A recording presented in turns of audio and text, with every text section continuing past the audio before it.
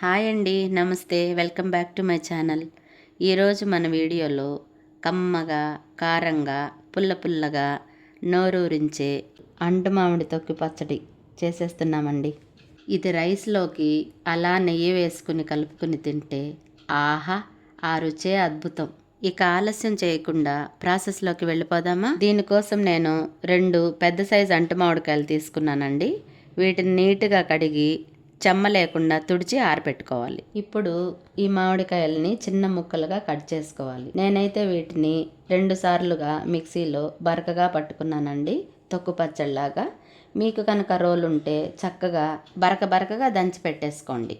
అంటు మామిడికాయలతో ఇలా చేయడం చాలా అరుదే కదండి. ఇది నిలవ పచ్చడి ఏం కాదు. టేస్ట్ అయితే సూపర్గా ఉంటుందండి, మనం వాడేసుకోవచ్చు.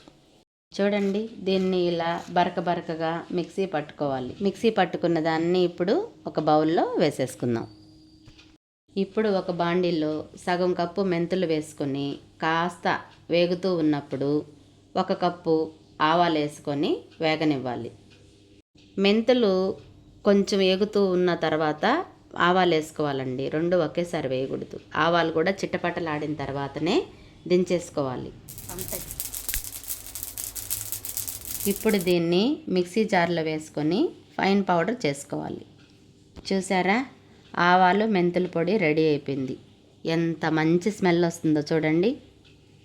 ఇప్పుడు స్టవ్ మీద బాండీ పెట్టి మీడియం సైజు గ్లాస్ నిండా నూనె వేసుకున్నానండి.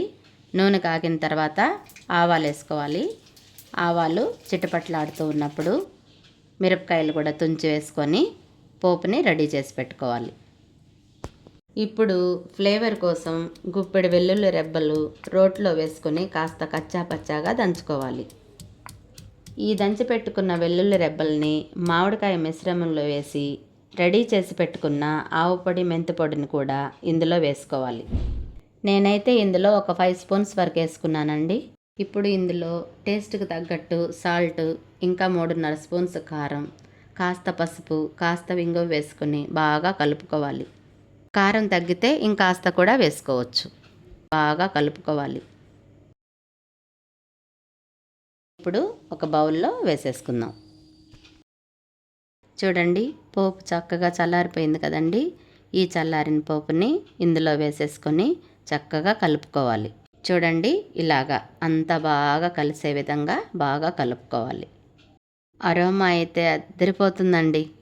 ఇది మీరు చాలా ఈజీగా చేసేసుకోవచ్చు. అంతేనండి, నోరూరించే కమ్మని పుల్లని టేస్టీ అండ్ కలర్ఫుల్ అంటు మామిడి తొక్కు పచ్చడి రెడీ.